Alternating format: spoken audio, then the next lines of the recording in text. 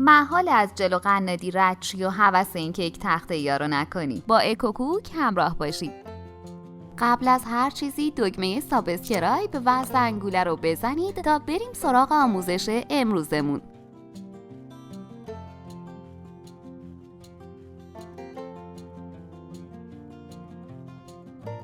نصف پیمانه روغن جامد یا کره مارگارین، 1 پیمانه پودر قند با هم مخلوط کنید.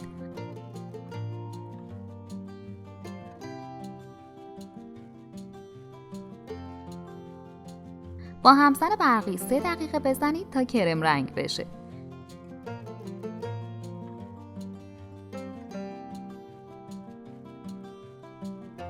سه عدد تخم مرغ رو دونه دونه اضافه و توی هر مرحله 1 دست کنید.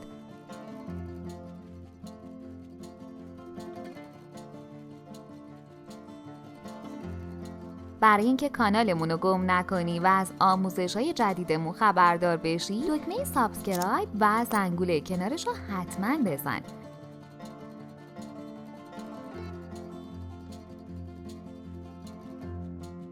دورگیری کنید تا کیک بوی تخم مرغ نده.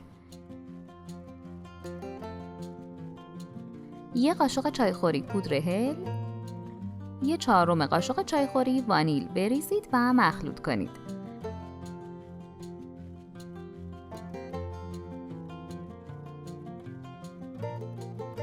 2/3 پیمانه ماست اضافه و 1 دقیقه هم بزنید.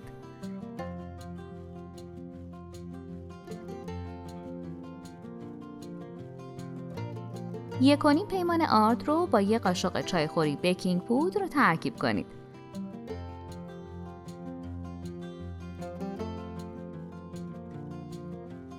در 2 مرحله روی مواد الک و با همزن دستی 1 دست کنید.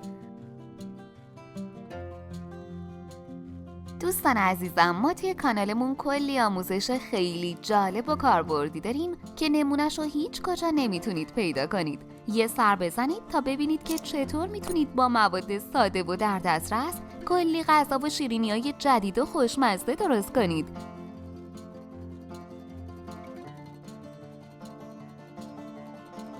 مواد رو داخل قالب 25x25 که کاغذ روغنی انداختید بریزید و صاف کنید.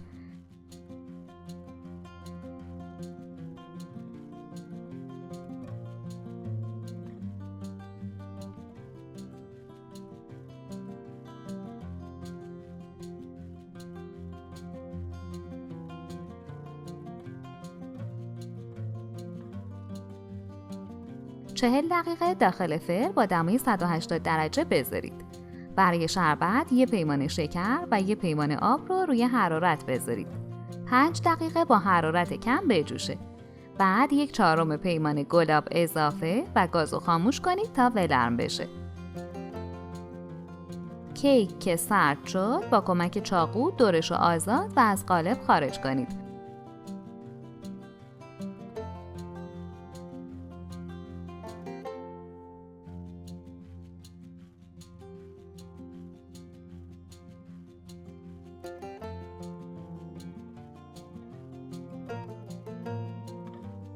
کاغذ روغنی رو هم جدا کنید.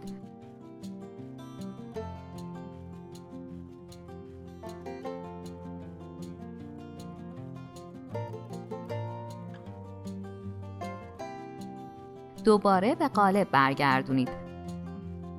به اندازه‌های دلخواه برش بزنید. عزیزان، تک تک لایک ها و کامنت های پرمهری که میذارید برامون بسیار با ارزشه. به ما انگیزه میده تا آموزش ها رو با اشتیاق بیشتری براتون تهیه کنیم.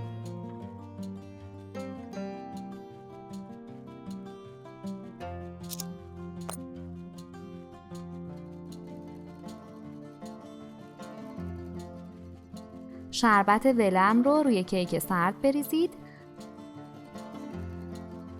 آیا میدونستید که میتونید با زدن دکمه تانکس در زیر همین ویدیو هر چقدر هم که کوچک باشه به همون کمک مالی کنید و این باعث میشه بتونیم ویدیوهای خیلی با کیفیت‌تر و متنوع‌تری برای شما عزیزان آماده کنیم.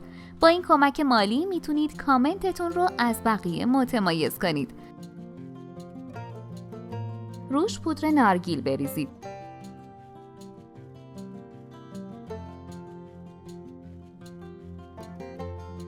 و 2 ساعت داخل یخچال بذارید. به به، ببین چه کیکی شد. فوق‌العاده خوش عطر و طعمه. بافتش هم عالیه. اگه دوست داشتید میتونید داخل مایه کیک و شربت عصاره زعفران بریزید. نوش جان. اگه از این آموزش خوشتون اومد، باید بگم که ویدیوهای جالبتری هم توی کانالمون داریم که حتما باید ببینید. ممنون از وقتی که گذاشتید و این آموزش رو تماشا کردید. لطفاً برای حمایت از ما لایک و سابسکرایب رو فراموش نکنید.